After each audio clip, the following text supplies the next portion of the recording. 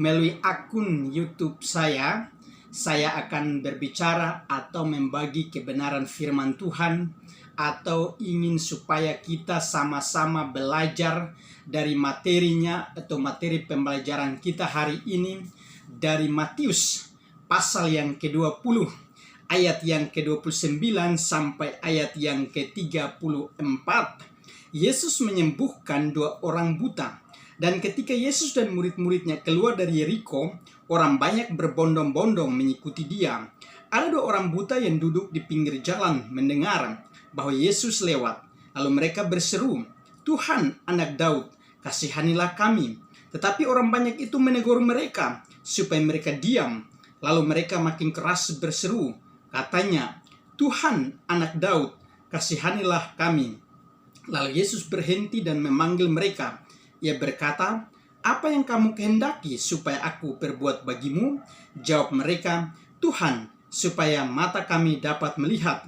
Maka tergeraklah hati Yesus oleh belas kasihan. Lalu ia menjamah mata mereka, dan seketika itu juga mereka melihat lalu mengikuti dia. Saudara yang kekasih, hari ini kita belajar tentang mengapa Tuhan Yesus menyembuhkan mata 2 orang buta, atau dengan kata lain, mengapa Tuhan Yesus menjamah mata kedua orang buta di saat Tuhan Yesus berjumpa dengan mereka, atau di saat kedua orang buta tersebut berseru-seru memanggil nama Tuhan Yesus di saat mereka mengalami persoalan. Dan persoalan kedua orang buta ini yang paling terbesar adalah masalah mata buta. Dan mata buta adalah merupakan perkara atau persoalan yang secara manusia atau secara fisik kita berpikir adalah merupakan sebuah masalah yang besar. Sebab kehidupan kita atau seluruh kehidupan kita ini akan dapat berfungsi menjadi sangat jelas arah tujuan hidup kita, atau dapat berfungsi, bertindak, beraktivitas, dan melakukan apa saja di dunia ini di waktu siang hari maupun di waktu malam hari.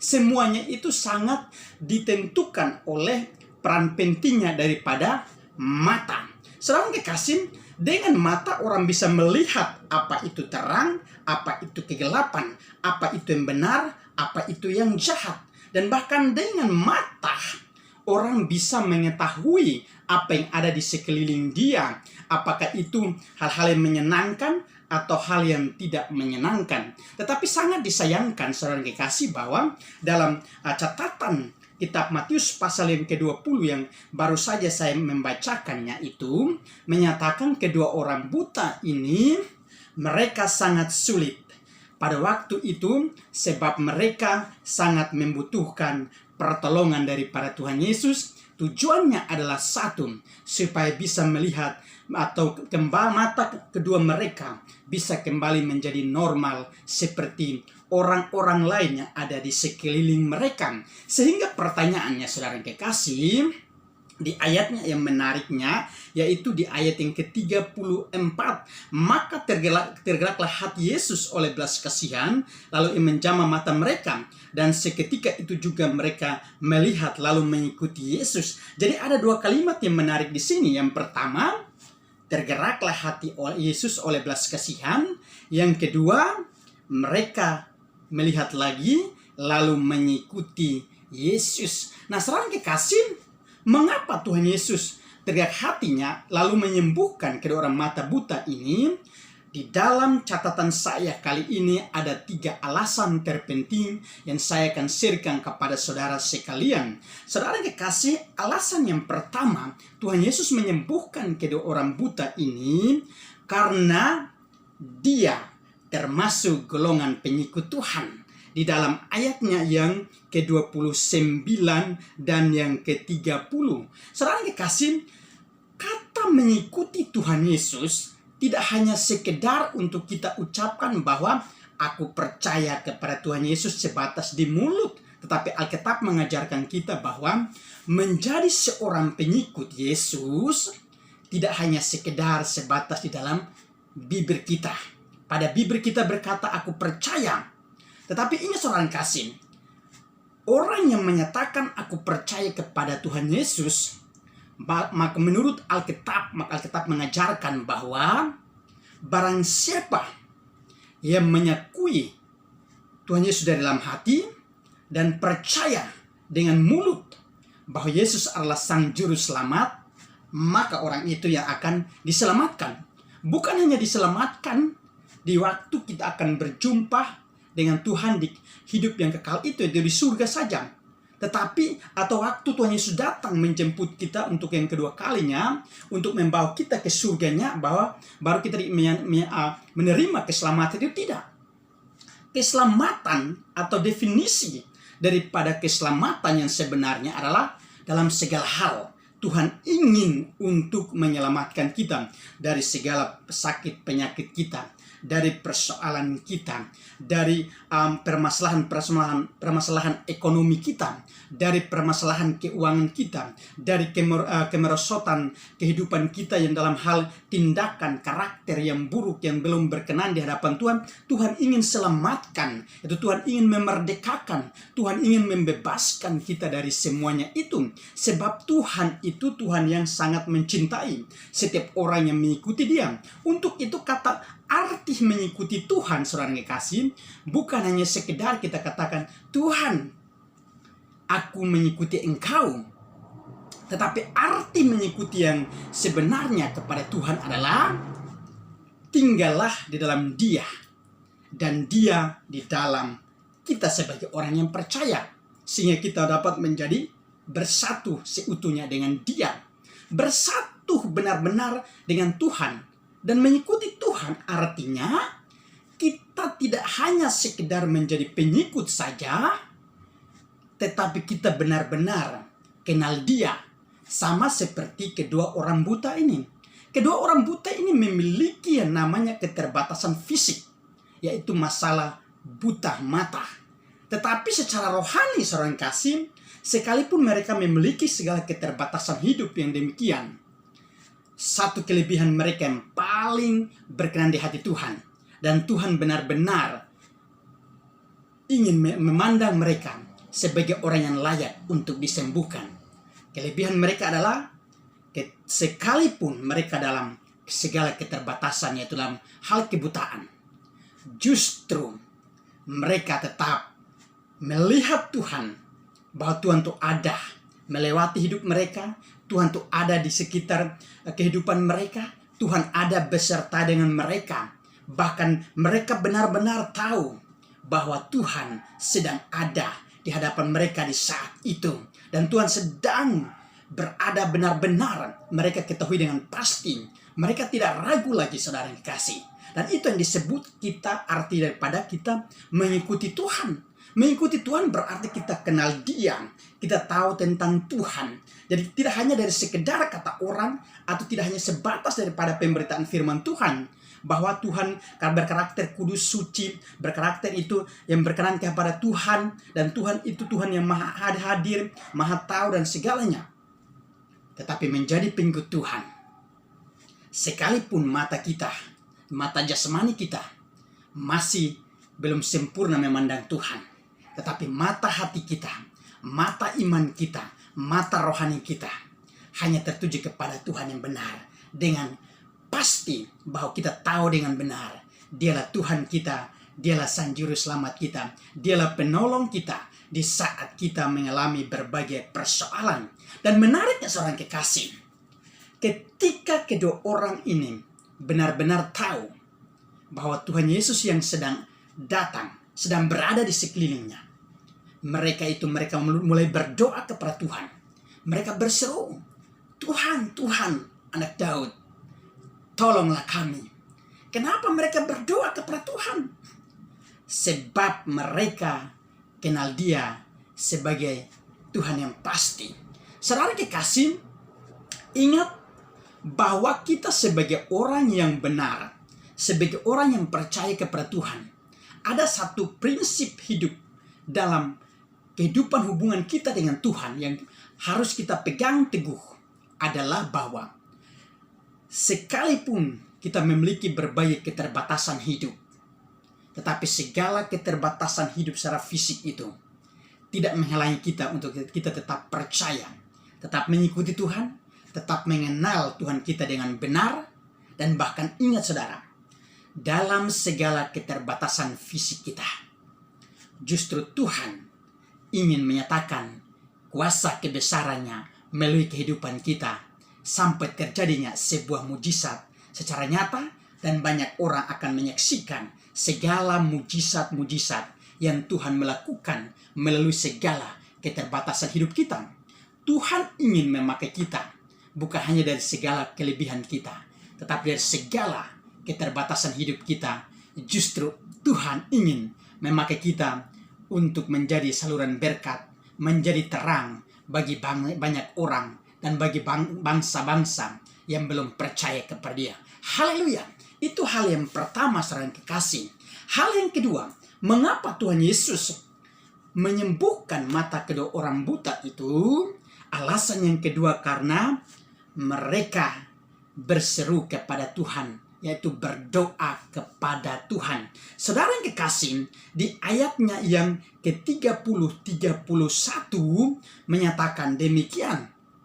Jadi saudara yang kekasih, kedua orang buta ini ketika mereka sudah tahu Tuhan Yesus sebagai Tuhan yang benar, mereka kenal, mereka sudah mengerti, mereka sudah benar-benar paham itu Tuhan yang benar. Maka ketika persoalan mereka belum terselesaikan, yaitu mata mereka merupakan persoalan yang mereka sangat membutuhkan supaya mata mereka bisa sembuh, bisa pulih, bisa kembali seperti mula. Sebab semula kemungkinan besar mereka itu orang-orang yang bukan buta secara jasmani, tetapi dalam perjalanan kehidupan ini ada persoalan yang mereka mengalami, adalah mata mereka menjadi buta, sehingga untuk dapat memenuhi segala kebutuhan dalam hidup pada waktu itu mereka melakukan adalah duduk di pinggir jalan, saudara yang kasih. Dan mungkin tujuannya adalah supaya ada belas kasihan, orang bisa membantu untuk memenuhi kebutuhan dalam hidup ini. Tetapi ingat, ada satu perkara yang mereka tidak pernah sangka-sangka, bahwa di waktu mereka duduk di pinggir jalan itu, justru ada kehadiran Sang Juru Selamat, Sang Penolong, Sang Pembebas, Sang Penyembuh itu, yaitu Yesus, saudara yang kekasih. Dan karena mereka tahu dan mereka sudah kenal Yesus, maka persoalan mereka hanya datang membawa kepada Tuhan. Dengan caranya apa? Dengan cara berdoa, saudara. Ketika mereka berseru, Yesus, Yesus, atau Tuhan, Tuhan, Anak Daud, tolonglah kami. Dan ketika seorang kekasih, kita harus memahami bahwa ketika mereka berseru kepada Tuhan, maka segala pencobaan, segala penghalang, segala hal-hal yang membuat mereka supaya tidak bisa teruskan doa mereka kepada Tuhan, ada orang yang melarang untuk berseru-seru kepada Tuhan. Ada orang di sekitar mereka pada waktu itu melarang supaya, atau dengan kata lain menyuruh untuk berdiam, tidak boleh berseru atau berdoa kepada Tuhan. Tetapi ingat saudara yang kasih, iman mereka yang mereka sudah pernah miliki, dengan cara mereka yang sudah mengenal Tuhan dengan pasti itu, Tuhan Yesus sebagai Sang Juru Selamat yang memiliki kuasa untuk bisa menyembuhkan mereka, justru membuat iman mereka tetap kuat, dan mereka tetap memandang hanya fokus kepada Yesus dengan caranya terus berdoa, sekalipun ada orang yang melarang dan lain sebagainya. Saudara-saudara yang kekasih, sehingga seruan demi seruan, begitu pula saudara kasih dengan kita sebagai orang yang percaya kepada Tuhan. Ketika kita sebagai orang yang percaya mau berdoa kepada Tuhan, ada berbagai halangan. Ada orang yang senang, ada orang di sekitar kita, ada sebagian yang tidak senang. Ada sahabat kita yang senang dengan setiap doa kita kepada Tuhan. Ada sahabat kita yang tidak senang. Ada keluarga kita yang tidak senang. Ada sebagian keluarga kita yang senang. Bahkan di lingkungan di mana kita berada, ketika kita berdoa, ada sebagian orang yang bisa menerima kehadiran dan suasana kehidupan kita dalam hubungan dengan Tuhan seperti itu. Tetapi ada yang tidak senang. Dan bahkan di zaman sekarang, ketika kita sebagai orang yang beriman yang berdoa kepada Tuhan, ada yang menyatakan, ada yang mengolok, mengejek, bahkan ada yang memfitnah, ada yang menyatakan kamu terlalu kudus, terlalu suci, kamu orang yang paling alim dan lain sebagainya. Tetapi ingat, karena kita punya persoalan, maka kita datang berdoa kepada Tuhan.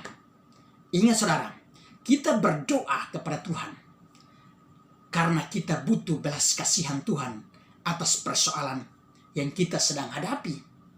Dan ketika kita berdoa, kita sadar bahwa itu artinya kita sedang berbicara dengan Tuhan. Kita sedang berkomunikasi dengan Tuhan. Kita sedang berdiskusi dengan Tuhan. Kita sedang berdialog dengan Tuhan. Itu tentang berdialog tentang segala persoalan yang kita sedang hadapi. Tujuannya ialah supaya bisa mendapatkan belas kasihan Tuhan. Dan jika belas kasihan Tuhan itu sudah hadir di dalam kehidupan kita, maka apapun persoalan kita, Tuhan akan pulihkan. Tuhan benar-benar akan menyatakan kuasanya, sehingga kita terbebas dari persoalan yang ada. Saudara kekasih, doa orang benar sangat besar kuasanya. Dan karena sangat besar kuasanya itulah bisa menghadirkan belas kasihan Tuhan dalam kehidupan setiap orang benar. Sama juga seperti kedua orang buta pada waktu hadirnya Yesus di tahun 2000 yang lalu dalam kehidupan mereka. Ketika mereka berseru, sekalipun ada hadangan untuk berhenti berdoa, hambatan-hambatan itu mereka lewati. Sehingga jawabannya adalah Tuhan Yesus berpaling, memandang kedua orang buta itu, lalu menjawab, apa yang kamu kehendaki, aku berbuat padamu. Jawaban mereka simpel sama Tuhan dalam komunikasi doa itu. Kami ingin untuk dapat melihat kembali. Dan ketika saat itu, maka Tuhan berkehendak. Dan mungkin waktu itu seandainya Alkitab ini dicatatkan terus, maka mungkin waktu itu Tuhan Yesus berkata bahwa aku mau kamu menjadi sembuh.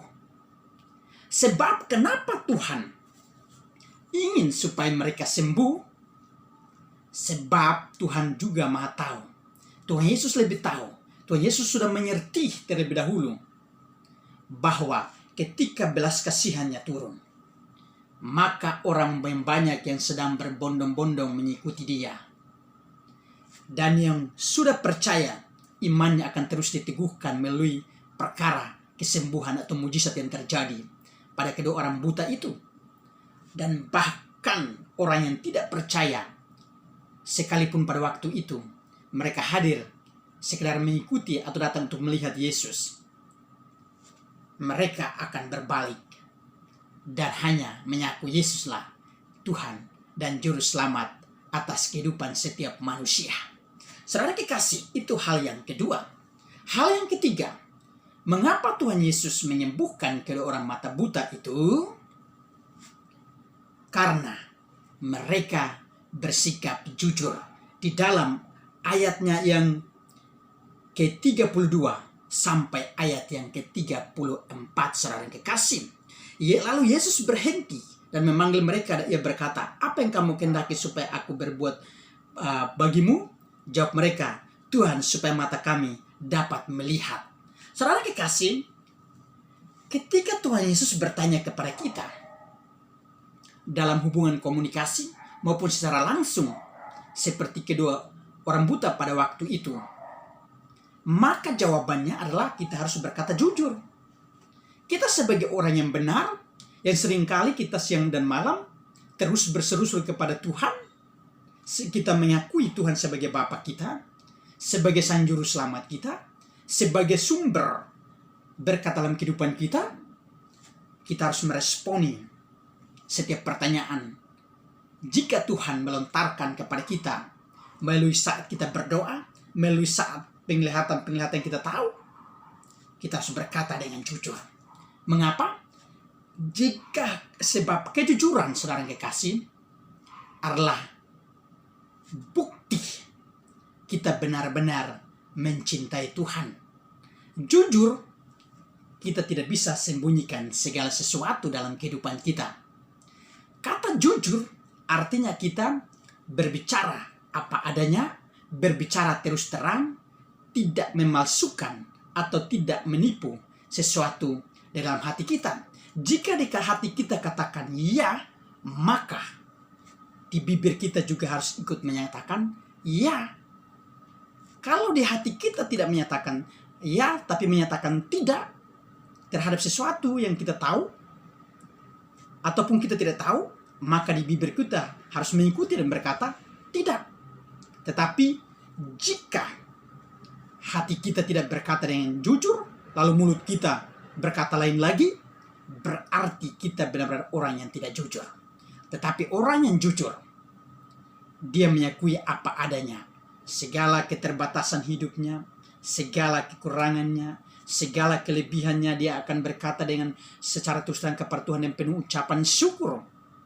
Sedang ingat saudara, ketika kita tidak malu untuk menyatakan segala kekurangan dalam hidup kita, maka di saat itu Tuhan akan menyatakan belas kasihannya di dalam hidup kita.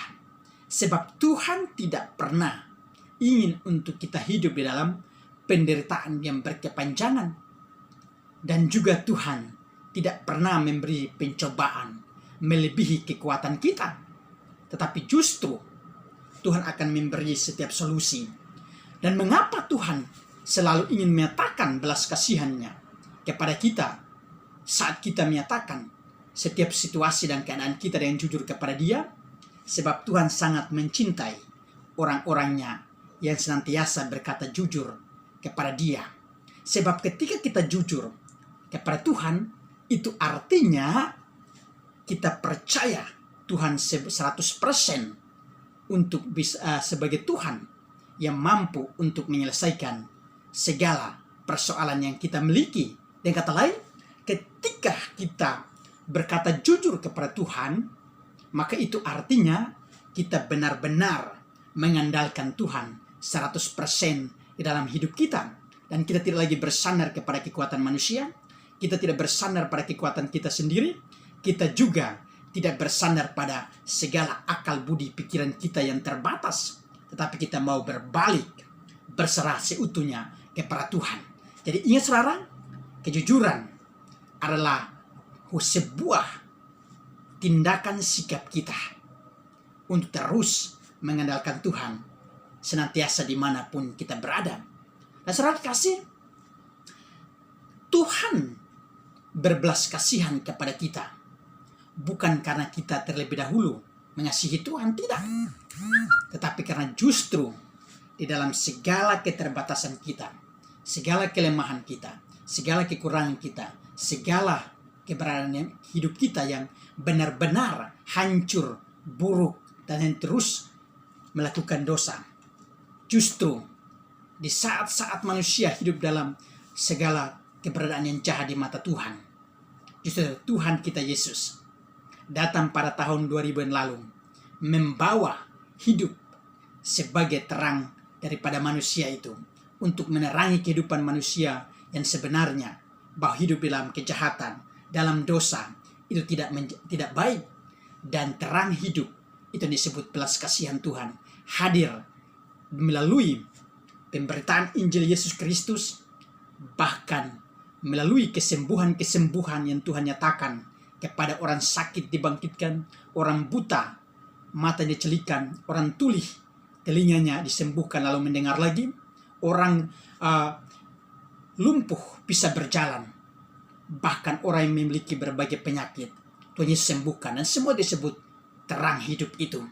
Dan bahkan saudara kasih, tujuan daripada terang Tuhan adalah untuk menerangi kehidupan manusia dari dosa, supaya segala pikiran-pikiran yang sudah dibutakan oleh dosa, oleh iblis, oleh kegelapan, manusia bisa tersadarkan hati dan pikirannya untuk kembali sadar bahwa belas kasihan Tuhan yang terlebih besar, terlebih dahulu mengasihi setiap orang berdosa. Dan buktinya adalah Yesus datang ke dunia, menuntaskan tugasnya itu untuk menebus dosa-dosa manusia, hingga tersalib di atas kayu salib, lalu dikuburkan dan bangkit pada hari ketiga, dan naik kembali ke surga. Dan sampai hari ini Dia terus menyediakan tempat bagi kita atas belas kasihannya, supaya suatu kelak kita kembali ke surga, kita hidup bersama-sama dengan Dia senantiasa. Haleluya. Di dalam nama Yesus, kebenaran dan materi pelajaran hari ini terus memberkati semua. Haleluya. Amin.